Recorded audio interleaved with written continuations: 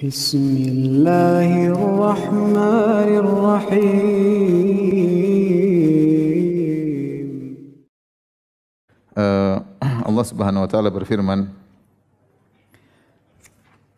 dalam ayat selanjutnya, ya. Innama ya'muru masajidallahi man amana billahi wal yawmil akhir wa aqamas salata wa ataz zakata wa lam yakhsha illa Allah fa asa ulaika ay yakunu minal muhtadin. Allah berfirman, sungguhnya yang memakmurkan masjid-masjid Allah adalah orang yang beriman kepada Allah dan hari akhirat, menegakkan salat dan menunaikan zakat dan tidak takut kecuali hanya kepada Allah. Fa asa ulaika ay yakunu minal muhtadin. Maka semoga mereka itu termasuk dari orang-orang yang mendapat petunjuk. Di sini Allah menyebutkan tentang sifat orang-orang yang mulia yang mereka dikatakan oleh Allah, innama ya'muru masajidallah, orang-orang yang sungguhnya yang memakmurkan masjid, ya. Memakmurkan masjid kata para ulama dengan dua, memakmurkan secara hissi yaitu membangun masjid, ya. Yang kedua secara maknawi yaitu dengan meramaikan masjid dengan ibadah. Dan banyak orang yang pergi ke masjid, beribadah di masjid, tetapi apakah mereka semuanya dikatakan pemakmur masjid yang hakiki? Maka ada syaratnya kapan seorang dikatakan pemakmur masjid yang hakiki. Di sini ada 5 syarat yang Allah sebutkan. Innama ya'muru masajidallah, karena innama hanyalah, kalau kita artikan secara bahasa Indonesia, hanyalah yang memakmurkan masjid, yang sesungguhnya. Karena yang memakmurkan masjid banyak. Tetapi yang sungguhnya siapa? Yaitu man amana billah.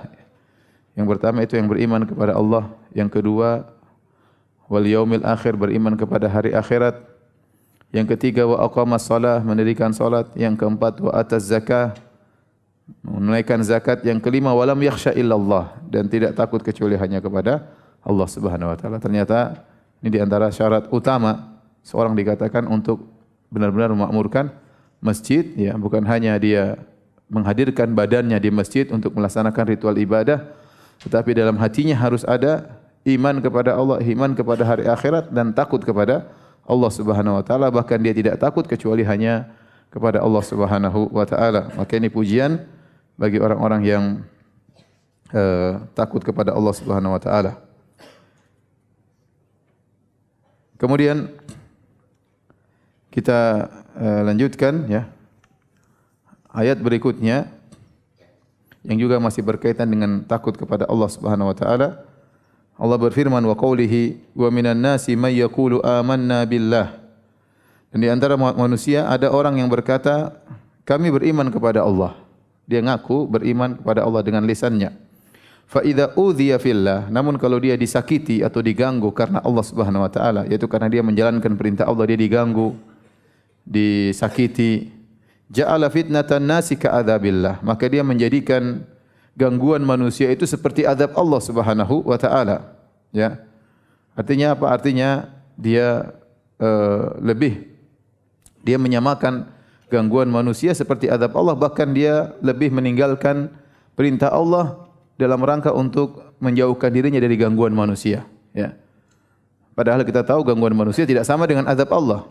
Tetapi tatkala dia menjadikan gangguan manusia terhadap dia sama dengan azab Allah, maka dia memilih, ya, meninggalkan gangguan manusia dengan ancaman mendapat apa?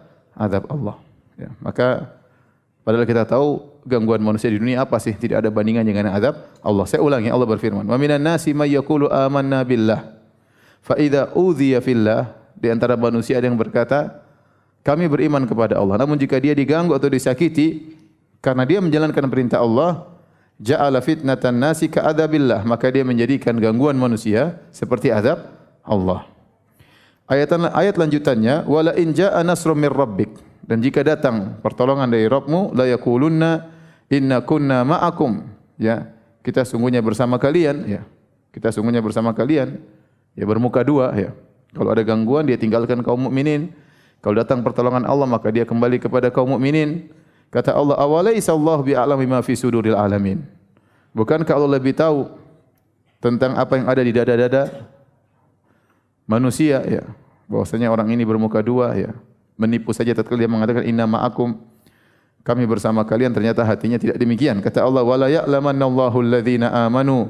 Sungguh benar-benar agar Allah mengetahui siapa orang-orang beriman, wala ya'lamannal munafiqin, dan agar Allah mengetahui siapa orang-orang munafik. Jadi ayat ini berkaitan dengan orang-orang munafik, ya, yang menunjukkan imannya tidak kuat, iman mereka tidak kuat. Begitu diganggu dengan sedikit gangguan di dunia, maka mereka bisa berbalik.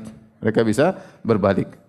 Mereka menyamakan gangguan manusia dengan azab Allah. Sehingga kalau disuruh pilih, di depan dia ada gangguan manusia, mending saya tinggalkan gangguan manusia dengan melanggar perintah Allah, padahal dia terancam dengan azab Allah Subhanahu wa taala. Dan ayat ini mirip seperti ayat yang lainnya. Kata Allah Subhanahu wa taala, ada beberapa ayat seperti itu, seperti di awal surat Al-Ankabut, ya. Alif lam mim, ahasiban nasu ayyutraku ayyaqulu amanna, ya, wa hum la yuftanun. Apakah manusia dibiarkan berkata kami beriman dan mereka tidak diuji? Wa laqad fatanna alladhina min qablihim fala ya'lamanna Allahu alladhina shadaqu wa la ya'lamannal kadzibin. Sungguh kami telah menguji orang-orang sebelum mereka, ya, agar Allah tahu mana di antara mereka yang beriman dan mana di antara mereka yang dusta. Ya, imannya dusta. Jadi Allah kasih ujian, di antara ujian gangguan manusia. Fitnatan nas, manusia ganggu, ya. Kemudian juga firman Allah Subhanahu wa taala, ya, wa minan nasi may ya'budullaha ala harf. Di antara manusia ada yang beribadah kepada Allah di tepian, tidak sempurna. Hanya beribadah kepada Allah di tepian dan tidak sempurna. Fa in asabahu khairun itma'anna bih. Kalau dia mendapat kebaikan maka dia tentram. Wa in asabathu fitnatun inqalaba ala. Kalau dia ternyata ditimpa dengan fitnah maka dia berbalik. Kata Allah, khasirat dunya wal akhirah, maka rugilah dia dunia dan akhirat. Dzalika huwal khusranul mubin, maka ini adalah kerugian yang nyata. Ya.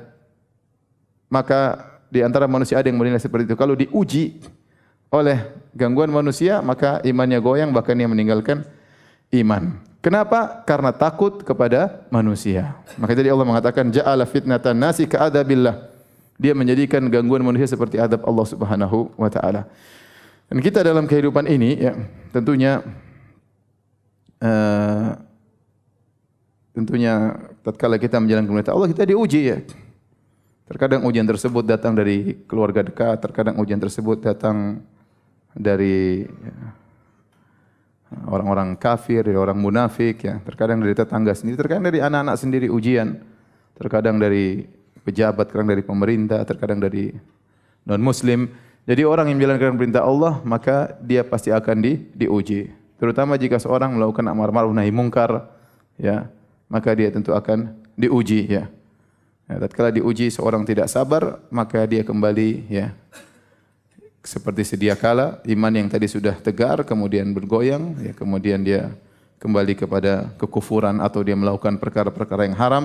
Semuanya kenapa? Karena dia menganggap gangguan manusia seperti azab Allah Subhanahu wa taala. Maka ayat ini adalah cercaan kepada orang-orang yang tidak sabar menghadapi gangguan manusia dan mereka takut kepada manusia lebih daripada takut kepada Allah Subhanahu wa taala.